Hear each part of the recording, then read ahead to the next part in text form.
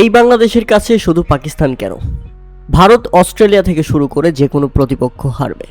এই বোলিং অ্যাটাকের সামনে এখন ভারতের মতো দলও বাংলাদেশ সফরে যেতে ভয় পাবে। হ্যাঁ দর্শক, পাকিস্তান হেরে যাওয়ার পর নিজের সামাজিক যোগাযোগ মাধ্যম ফেসবুকে ওয়াসিম আকরাম একটা স্ট্যাটাস দিয়েছেন। তার লম্বা সেই স্ট্যাটাসে তিনি লিখেন, বাংলাদেশের কাছে দ্বিতীয়বারের মতো পাকিস্তানের পরাজয় সত্যি হতাশাজনক, কিন্তু বিজয়ীদের পূর্ণ প্রশংসা এবং কৃতিত্ব দিতেই হবে, কারণ তারা পূর্ণ ক্রিকেট খেলেছে এবং তাদের শক্তিশালী একটা টেস্ট ক্রিকেট টিম আমরা দেখতে পেয়েছি, যে টেস্ট ক্রিকেট টিম বিশ্ব মঞ্চে এখন দাপিয়ে বেড়াবে, পারফরমেন্স করবে। শুধু এখানেই শেষ নয়, ওয়াসিম আকরাম বাংলাদেশের পিচ নিয়েও কথা বলেছেন।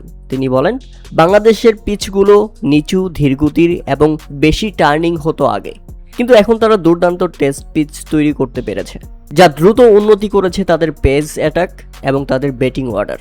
আর সেই শক্তিকে ব্যবহার করেই তারা পাকিস্তানকে তছনছ করে দিয়েছে। বাংলাদেশ এখন এই টেস্ট ফর্মেটে সেরাদের বিরুদ্ধে প্রতিদ্বন্দ্বিতামূলক ম্যাচ খেলবে বারবার। শুধু প্রতিদ্বন্দ্বিতা নয়, এখন যে কোনো দল বাংলাদেশে গিয়ে টেস্ট খেলতে বরাবরই ভয় পাবে।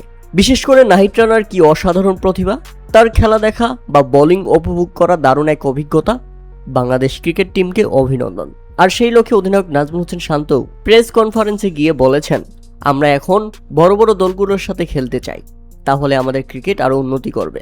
নাজমুল হোসেন শান্ত ওপেনে দাওয়াত করেছেন ভারত, ইংল্যান্ড, অস্ট্রেলিয়ার মতো ক্রিকেট টিমকে। প্রিয় দর্শক, আপনি কি মনে করছেন বাংলাদেশের এখন যে টিমটা, এই টিমটা যে কোনো দলের সাথে লড়াই করার জন্য প্রস্তুত কিনা, তা অবশ্যই আমাদের কমেন্ট করে জানাবেন।